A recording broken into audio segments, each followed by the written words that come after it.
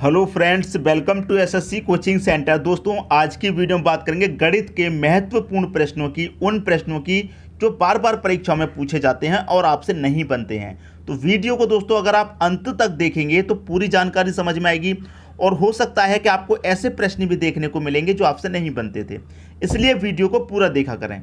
तो चलिए स्टार्ट करते हैं। पहला प्रश्न है, उस संख्या का पता लगाएं जो 49 से जितनी अधिक है उतनी ही 95 से कम है। 49 से जितनी ज़्यादा होगी, मान लीजिए 49 से 15 ज़्यादा है तो 95 से 15 ही कम होगी। 49 से मान लीजिए 18 ज़्यादा है तो 95 से 18 ही कम होगी। तो वो बीच वाली संख्या हमको पता करनी है। तो कैसे पता करते हैं, इसकी जो आसान ट्रिक है वो सीख लीजिए कि दोनों को जोड़ करके आप 2 से डिवाइड कर देंगे। आप दोनों को जोड़ेंगे, 49 प्लस 95, दोनों को जोड़ के आप 2 से डिवाइड कर देंगे। ये शानदार ट्रिक है, अच्छे समझ में आ जाएगी आपके में। 49 और 95 को जोड़ेंगे, ये होता है 144 और इसको आप 2 से डिवाइड कर देंगे तो 2 से कटाएंगे, 2 सत्ते 14, 2 दूने का 4, 72 बार में। तो यहाँ पर क्या हो जाएगा, 72 एक ऐसी संख्या है जितनी 49 से अधिक है उतनी ही 95 से कम है। ये आपका आंसर आ गया 72। कहाँ दे रखा है दोस्तों, सी ऑप्शन में 72 दे रखा है। ये आपके प्रश्न का बिल्कुल सही आंसर हो जाएगा। तो इस तरह के प्रश्न में कभी भी गलती नहीं करना और ना ही समय बर्बाद करना, आसानी से आंसर आ जाता है। अब देखेंगे दोस्तों अगला प्रश्न। अगला प्रश्न है 0.63 के ऊपर क्या दे रखा है, बार, प्लस 0.37 के ऊपर बार दे रखा है। इसका मान आपसे पूछ रहा है क्या होगा। मैं आपको एक चीज़ सबसे पहले बता देता हूं कि कभी भी दशमलव से पहले अगर 0 दे रखा है तो उसका कोई मान नहीं है। अगर दशमलव से पहले 1 दिया जाए, 2 दिया जाए, 3 दिया जाए, कोई भी संख्या हो तो उसका मान होता है, लेकिन 0 से हमें कोई मतलब नहीं है। अगर 1, 2, 3 कोई संख्या दे रखी होती तो उससे हमको मतलब होता। ठीक है, तो पहली बात तो यहाँ पर खत्म हो गई। अब देखिए यहाँ पर क्या दे रखा है, 63। तो सबसे पहले आप लिखिए 63। 63 के ऊपर बार है ना, इस संख्या के ऊपर भी बार है, इसके ऊपर।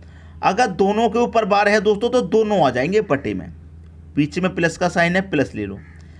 37 दिया गया तो आप 37 लिखेंगे। बटे में कितना है दोस्तों, यहाँ पर दोनों संख्या के ऊपर बार है ना तो दोनों आ जाएंगे।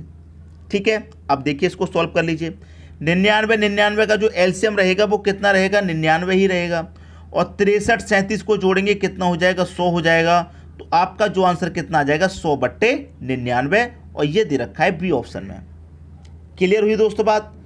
जब दो संख्याओं के ऊपर बार है तो दोनों आएंगे। अगर ऐसा प्रश्न होता जैसे कि 63 में से केवल 3 के ऊपर बार होता, 6 के ऊपर नहीं होता, केवल 3 के ऊपर होता, 6 के ऊपर नहीं होता, तो फिर प्रश्न इस तरीके से सॉल्व नहीं होता। समझ में आई बात। अब देखेंगे अगला प्रश्न। अगला प्रश्न है 1.2 के ऊपर बार गुने 0.03 के ऊपर बार का मान पूछ रहा क्या। मैंने सबसे पहले आपको एक बात बताई थी कि अगर दशमलव से पहले 0 होता उसका कोई मान नहीं, लेकिन अगर कोई संख्या 1, 2, 3 कुछ भी संख्या दे रखी है तो उसका मान होता है। तो यहाँ पर 1 दे रखा है तो मैं 1 लिखूंगा, और दशमलव के स्थान पर दोस्तों प्लस का साइन आ जाएगा। हमेशा याद रखिए, अगर दशमलव से पहले कोई भी संख्या है उस संख्या को लिखिए और दशमलव के स्थान पर प्लस का साइन आता है। 2 दे रखा है तो 2 लिखेंगे। अब 2 के ऊपर बार है, एक ही संख्या के ऊपर बार है तो 1 9 आ जाएगा। इतनी बात दोस्तों क्लियर हुई। बीच में मल्टीप्लाई का साइन है, उसे ले लीजिए। अब यहाँ पर क्या है, 0.3, तो मैं क्या करूँगा दोस्तों, 0.3 दो संख्या है, 0.3 के ऊपर दोनों के ऊपर बार है तो बटे में क्या आ जाएगा, 2 9 आ जाएगा। क्लियर, यहाँ तक किसी कोई डाउट नहीं होगा। अब इसे सॉल्व करेंगे। 9 1 कम 9, 9 में 2 जोड़ूंगा, 11/9 हो जाएगा। कितना, 11/9 गुना 0.3 का मतलब 3 होगा, बटे में कितना, 99 आ जाएगा। इसको सॉल्व करना है, आपके प्रश्न का आंसर आ जाएगा। 11 से 99 कटेगा 9 बार में। ठीक है, 3 1 कम 3 कटेगा, 3 त्रिक का 9 कटेगा। ठीक है, 9 त्रिक का कितना हो जाएगा दोस्तों, ऊपर तो आपका 1 है और 9 त्रिक का कितना हो जाएगा, ये हो जाएगा आपका 27। तो 1/27 हो जाएगा। 1/27 तो ऑप्शन में कहीं पर भी नहीं दे रखा है। जब ऑप्शन में कहीं पर नहीं दे रखा है तो 27 से आप क्या करेंगे, 1 में भाग देंगे। तो 1 में भाग देंगे तो नहीं जाएगा, इतना तो मैं दशमलव लगा लेता हूँ। ठीक है, जब 1 में भाग नहीं जाएगा, दशमलव लगा जाएगा, कितना हो जाएगा, ये 10 हो जाएगा। 10 में भी नहीं जाएगा तो 1 0 और बढ़ा देंगे तो यहाँ पर 100 हो जाएगा। अब 27 से 100 में भाग कितनी बार जाएगा, आप जानते हैं 3 बार जाएगा। 27 से 100 में भाग कितनी बार जाएगा, आप जानते हैं 3 बार जाएगा। 3 बार में कितना जाएगा, 27 तिरक का 81 तक जाएगा। 19 बचेगा। ठीक है, 19 बचेगा तो 19 में नहीं जाएगा, एक ज़ीरो लगेगा। ठीक है, ज़ीरो लगेगा तो फिर से 100। फिर मैं यहाँ पर कटाऊंगा दोस्तों, 27 से कटाऊंगा तो इस बार से 7 बार में जाएगा। ठीक है दोस्तों, तो इसी तरीके से ये क्या होता रहेगा आगे की तरफ रिपीट। तो 0 3 7 के ऊपर बार आ रहा है, 3 संख्याओं के ऊपर दोस्तों बार आ रहा है। तो यहाँ पर 0 3 7 किस ऑप्शन में है, 0 3 7 पहले ही ऑप्शन में, ये आपका आंसर आ गया। या तो आंसर इस फॉर्म में दे रखा होगा आपका 1/27, अगर नहीं दे रखा तो आपको क्या करना है, 1 में भाग देना होगा। इतनी तो कंफर्म होगी बात कि 1 से भाग देना पड़ेगा, 1 में 27 से, तो दे लीजिए आंसर आ जाएगा। सबकी समझ में दोस्तों प्रश्न बहुत अच्छे से आ गया होगा। अब देखेंगे अगला प्रश्न। अगला प्रश्न है, जब 1 से -1/2 को घटाया जाता है तो प्राप्त होगा। अच्छा प्रश्न, 1 से क्या करना है, -1/2 को क्या करना है, घटाना है। तो घटाना है तो घटाने के लिए क्या आएगा, माइनस का साइन।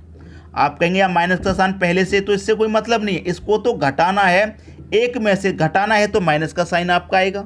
इतना तो कन्फर्म हो गया। अब माइनस माइनस का गुना होगा अंदर, तो माइनस माइनस का गुना क्या हो जाएगा, प्लस। तो 1 + 1/2 हो जाएगा।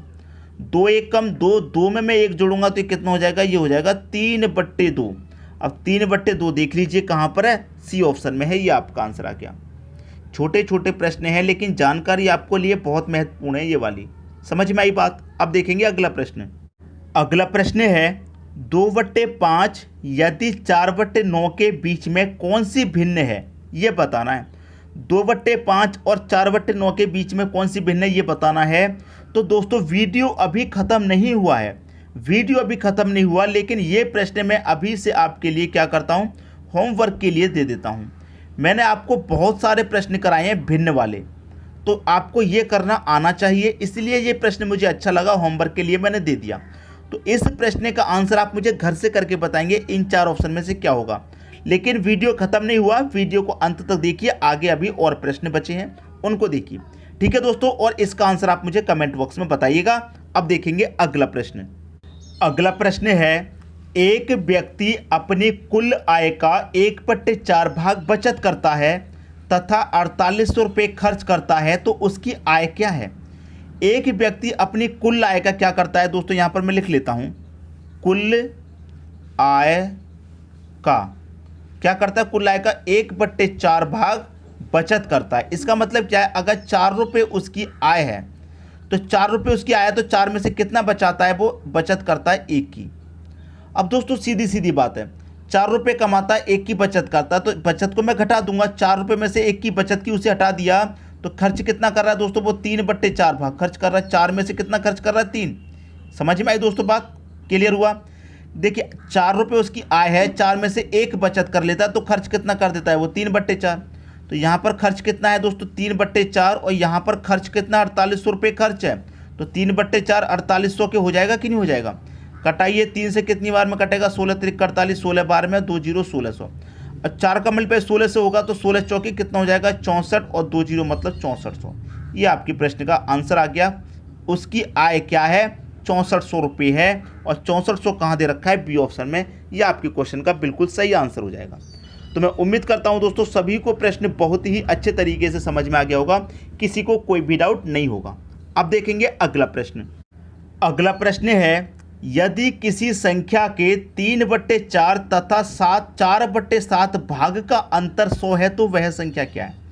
यदि किसी संख्या के कितना दे रखा है, 3/4 तथा 4/7 भाग का अंतर, अंतर का मतलब माइनस, अंतर कितना दे रखा है, 100 दे रखा है। ठीक है, तो वह संख्या क्या है ये पूछ रहा है। बहुत अच्छा प्रश्न है दोस्तों, देखिए सॉल्व करेंगे। 4 और 7 का एलसीएम लूँगा, 4 7 28, यहाँ पर दोनों का एलसीएम आ जाएगा। 4 से 28 को कटाऊंगा, कितनी बार, 4 7 7 बार में कटेगा, 7 3 का 21 हो जाएगा। माइनस 7 से कटाऊंगा 28 को, 4 बार में कटेगा, 4 चौके कितना, 16, और ये कितने के बराबर दोस्तों, 100 के बराबर है। 21 में से 16 को मैं घटा दूंगा, 21 में से 16 घटा दूंगा, 5 बचेगा, तो 5 ऊपर आ गया। बटे में कितना रहेगा आपका, आप कहेंगे सर 28, और बराबर में कितना रहेगा, आप कहेंगे सर 100। अब 5 से मैं 100 को कटाऊंगा तो दोस्तों पूरा पूरा 20 बार में कटेगा, और 28 का मल्टीप्लाई 2 से होगा, तो 28 दूनी का कितना हो जाएगा, 56 हो जाएगा, और 1 0 मतलब 560। ये आपके प्रश्न का सही आंसर हो जाएगा। और 560 कहाँ दे रखा है, पहले ऑप्शन में दे रखा है। मैं उम्मीद करता हूं कि जितने भी प्रश्न कराए हैं दोस्तों सभी आपको बहुत अच्छे तरीके से समझ में आ गए होंगे, किसी भी प्रश्न में कोई डाउट नहीं होगा। और जो प्रश्न मैंने आपको होमवर्क के लिए दिया है उसका आंसर आप मुझे कमेंट बॉक्स में बताइए क्या आएगा। ठीक है दोस्तों, वीडियो देखने के लिए आपका बहुत बहुत धन्यवाद।